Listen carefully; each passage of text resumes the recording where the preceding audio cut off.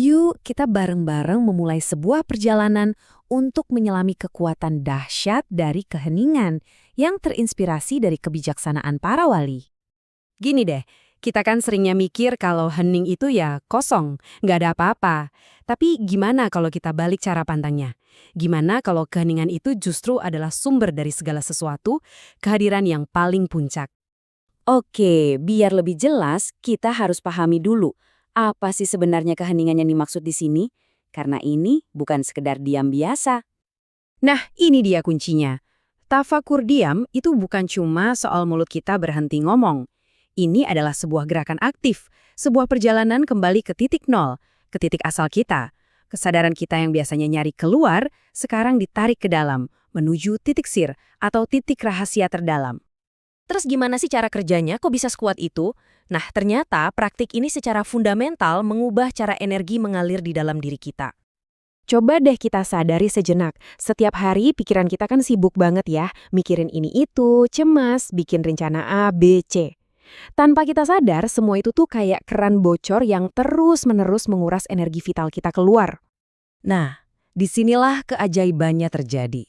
Keheningan itu membalikkan arusnya. Kalau ngomong terus, itu bikin energi bocor. Diam total justru menyedot energi masuk. Bayangin aja kayak pusaran air kosmik yang menarik semua energi ke dalam diri, mengisi inti kita, sampai akhirnya pikiran kita pun berubah jadi cahaya. Waktu kita berhasil nutup keran energi yang bocor itu, dan mulai mengumpulkannya lagi, sesuatu yang luar biasa mulai terjadi di dalam diri. Radar batin kita yang tadinya tertutup kebisingan pikiran, sekarang jadi aktif. Ini bukan sihir loh, tapi kepekaan alami kita jadi super tajam. Tiba-tiba kita bisa ngerasain kondisi batin orang di dekat kita, seolah-olah bisa mendengar pikiran yang ramai di kerumunan, atau bahkan mendeteksi aliran energi di sebuah tempat. Dan puncaknya, tubuh kita ini bukan lagi cuma sekedar daging dan tulang. Dia bertransformasi menjadi bait tajali, sebuah rumah suci, tempat di mana manifestasi ilahi menampakkan dirinya. Jadi, titik pertemuan antara kita dan semesta. Nah, ini pas banget sama filosofi intinya, perjalanan paling jauh itu ternyata ke dalam diri sendiri. Karena dengan mengenal diri sejati kita, disitulah kita akan mengenal Tuhan kita. Jadi, intinya begini, memahami tubuh kita sebagai manifestasi cahaya ilahi itu sama aja kayak kita lagi memegang peta seluruh alam semesta. Semuanya ada di dalam diri.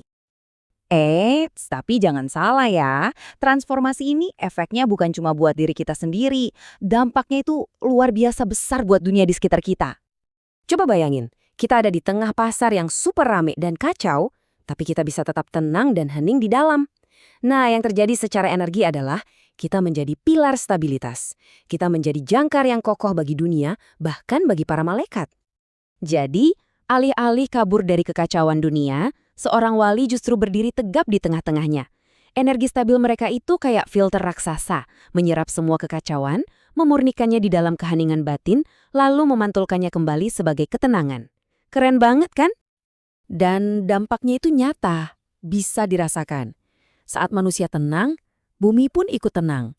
Hati orang di sekelilingnya jadi adem. Hewan-hewan liar bisa jadi jinak. Anak-anak yang tadinya takut jadi merasa aman. Rahmat dan kasih sayang itu terpancar bukan lewat kata-kata, tapi lewat getaran. Oke, sekarang kita coba tarik benang merah dari semua ini. Apa sih sebenarnya tujuan akhir dari perjalanan yang mendalam ini?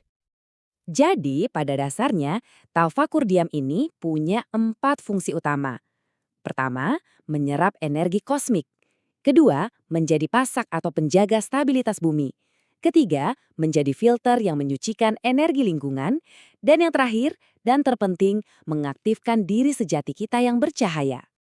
Dan inilah tujuan sejati kita, panggilan asli kita, untuk kembali menjadi pusat semesta, untuk menjadi tempat turunnya rahmat, dan untuk menjadi penjaga keseimbangan alam ini. Jadi, pertanyaan terakhirnya bukan lagi tentang apa yang bisa kita dapatkan dari alam semesta, tapi lebih ke, siapkah kita membiarkan alam semesta menemukan pusatnya di dalam diri kita?